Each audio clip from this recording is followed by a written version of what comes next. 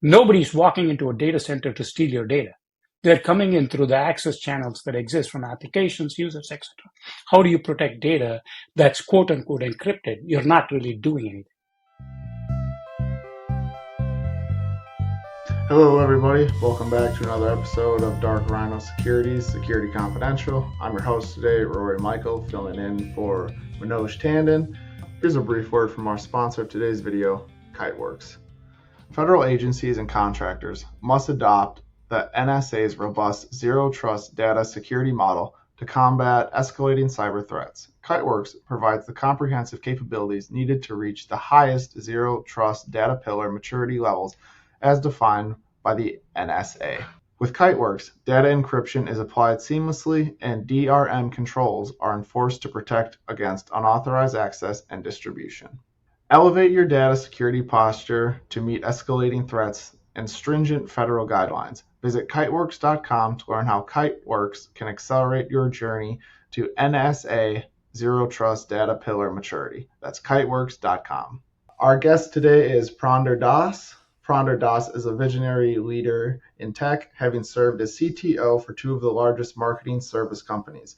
He's now the CEO of a leading data protection company, pioneering innovative approaches to secure personal data.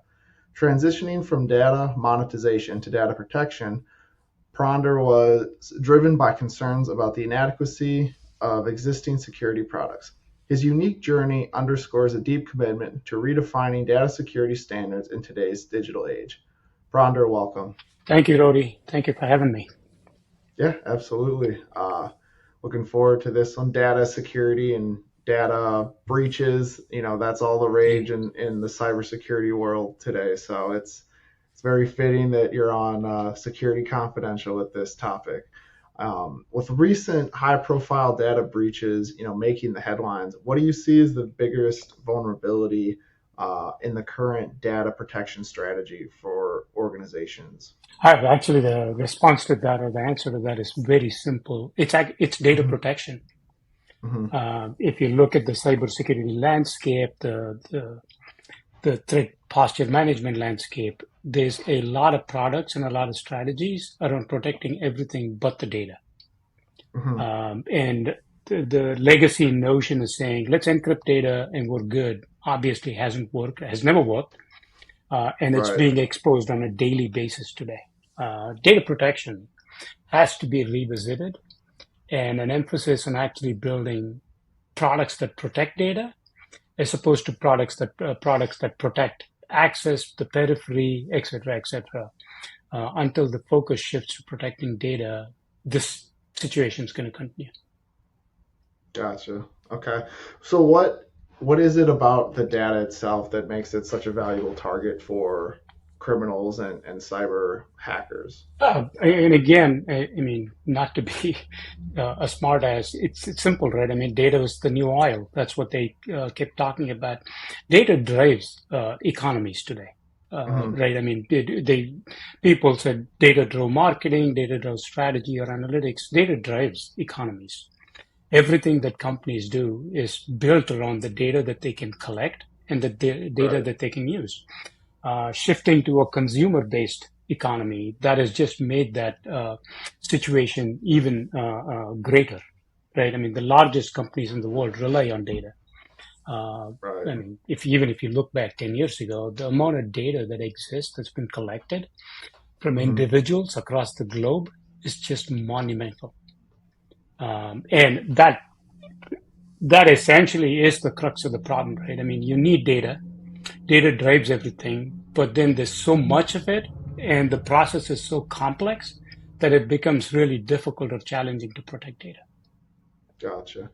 So when did this switch start?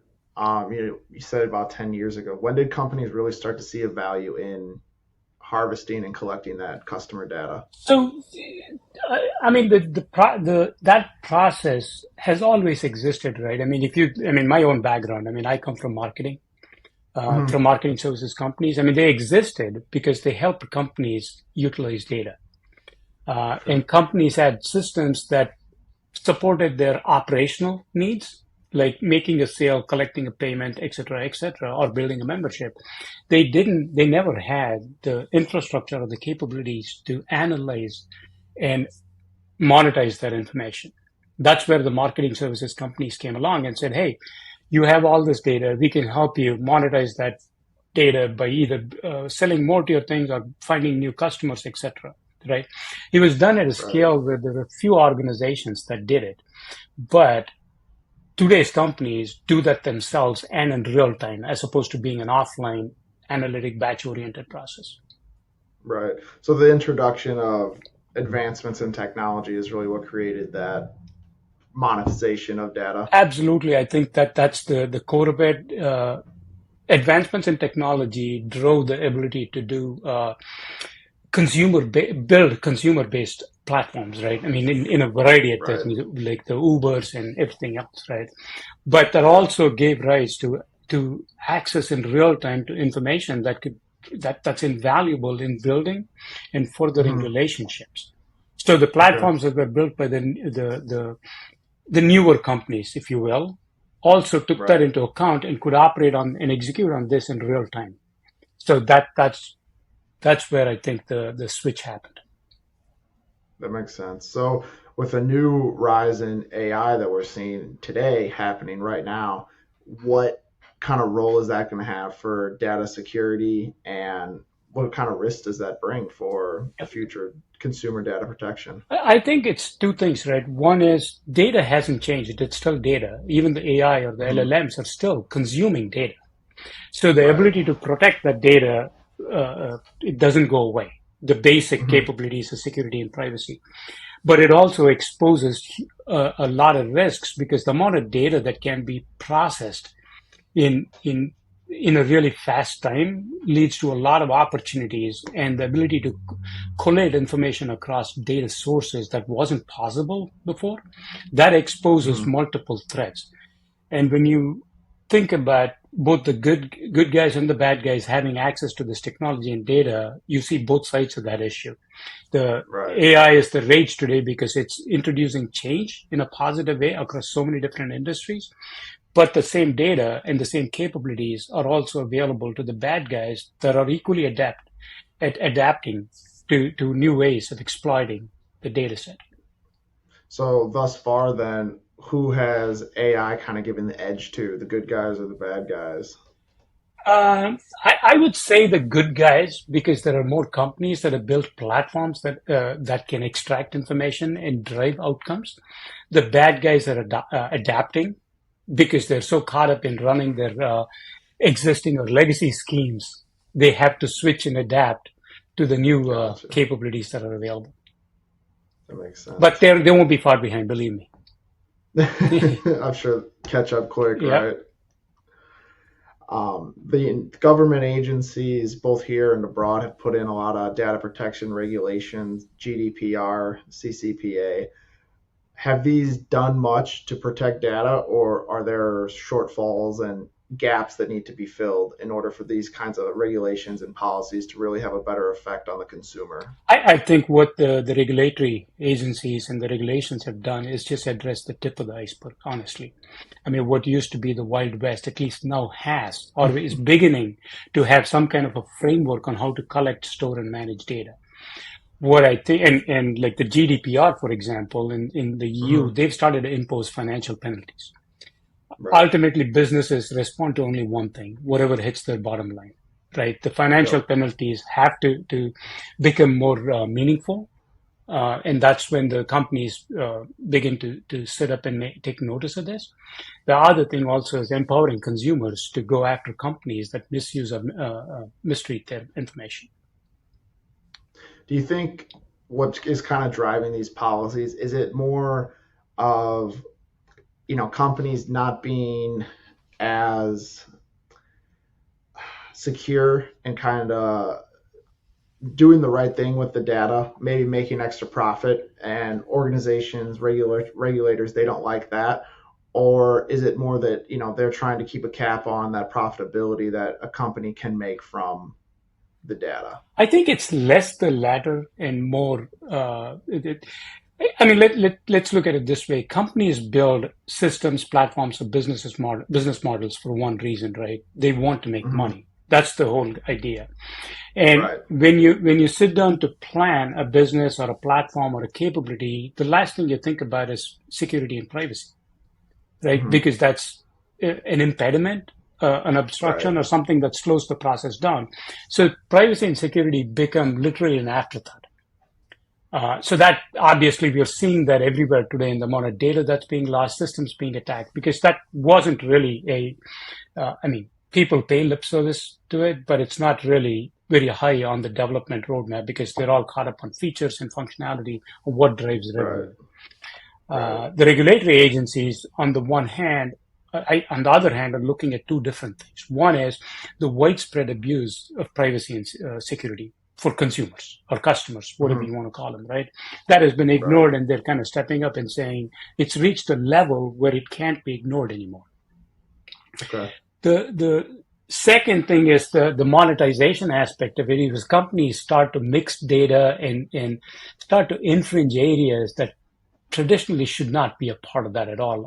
I don't know if you saw the latest headlines. It was yesterday or the day before, where a Microsoft owned company is being sued by a consumer, by a Hmm. marketing consumer, saying that they're cheating marketing firms or advertising firms by selling them data that's completely inaccurate. They've cited instances of an individual being found across multiple age groups, multiple demographics, multiple segments, and they're selling the same data multiple times to advertisers. So Right. that level of abuse or lack of care is what is Hmm. driving the other portion of it.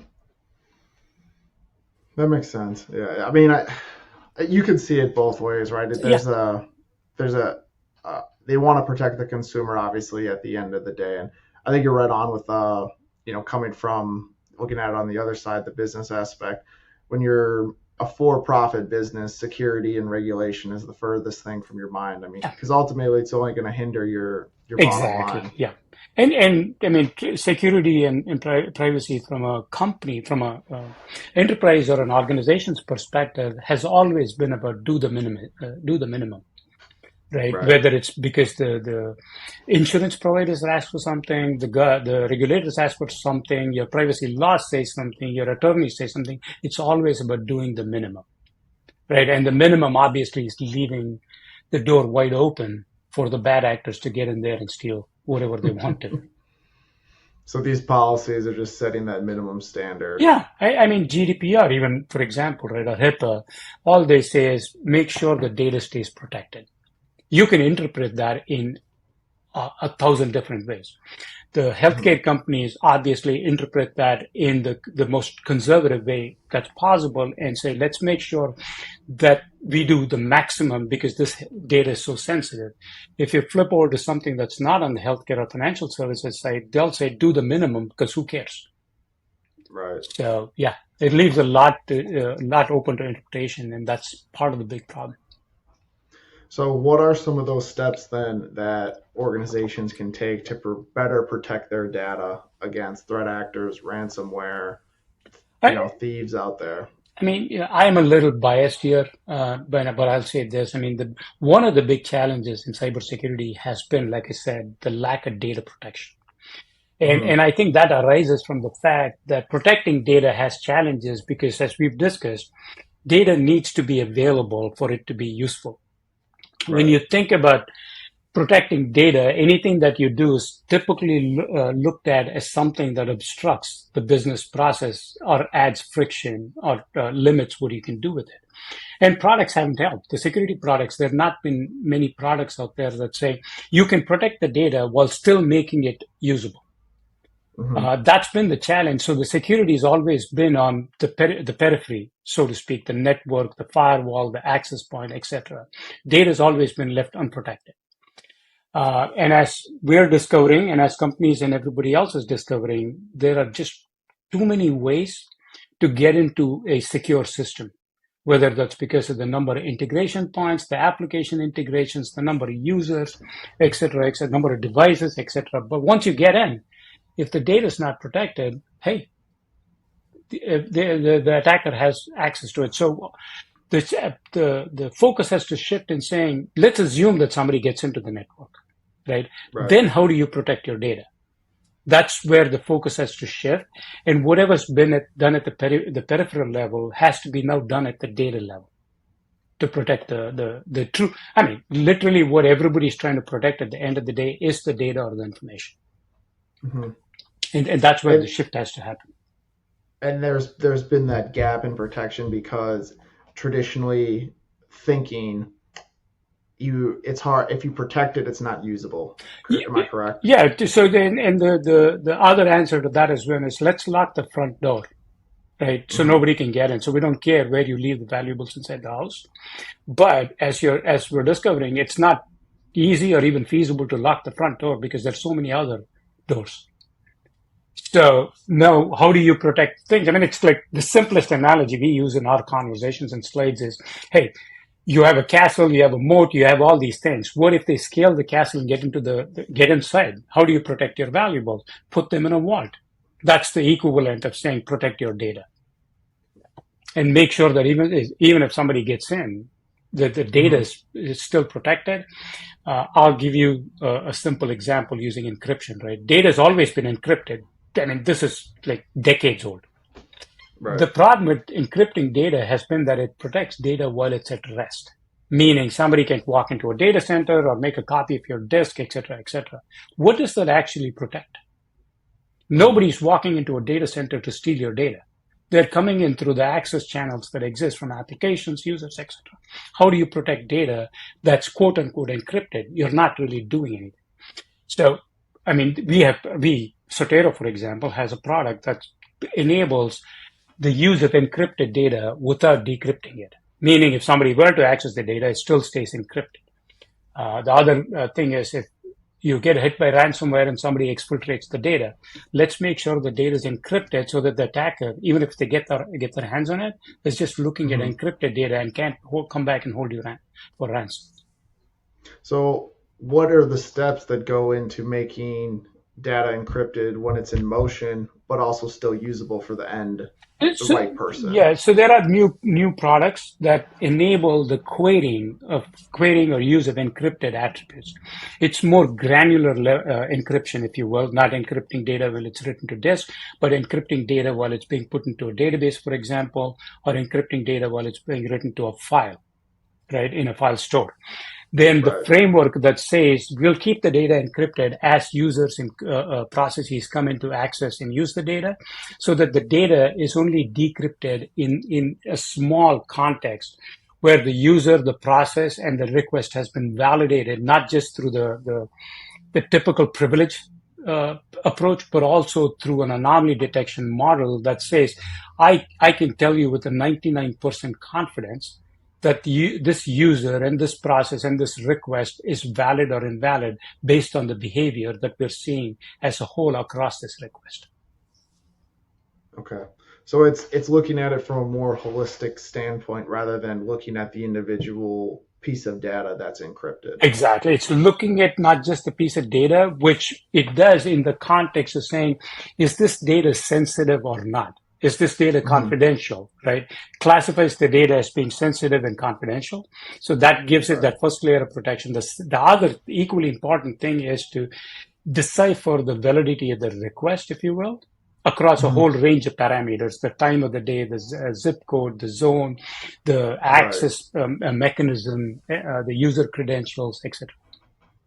Okay. So you're taking almost user identity and application management security framework and applying it down to the data access request level. Yes. Okay. That makes a lot of sense. Yeah. I mean, that sounds like a great idea to me. Has the transition from being in office, everyone's always in, a work center, to remote work, everything's in the cloud, people can work anywhere, grab their information anywhere.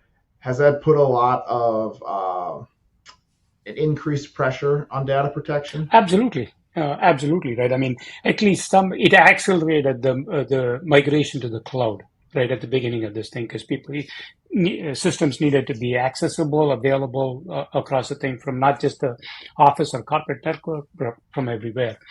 That meant a lot of data was being moved. It was being moved into platforms and technologies that this company had not adopted or seen before. So that kind of puts a stress on what skills and resources you have available to protect information. So that's part of the challenge. Newer technology doesn't come equipped, it's not, in many cases, can't be retrofitted with the security model you had for on-premise data protection. So yeah, it puts a lot of stress and emphasis on data security protection. Yeah. So what are some of those best practices then for a smaller company, SMB company, who maybe they have a lot of remote users, or they're entirely a remote company and all their data is in the cloud? Yeah, again, I mean, focus on what you're trying to protect first, right? I mean, put a VPN. Everybody says put a VPN and you're good, but the VPN is not protecting your data that's sitting in the cloud. It's protecting it from somebody that's coming through a valid channel, right? So again, let's focus on the data. Let's look at the newer technologies that you don't have the skills to find the right product or products for it, and deploy the same level of security. Again, protect your data, and then put this layer that can detect anomalies or threats in real time as they're trying to get to the data. That's the solution, whether you're SMB. The scale may be different, the technologies may be different, but the framework is exactly the same: real time threat detection and prevention. And at the end of the day, you need to have a fail-safe or a backstop data protection framework.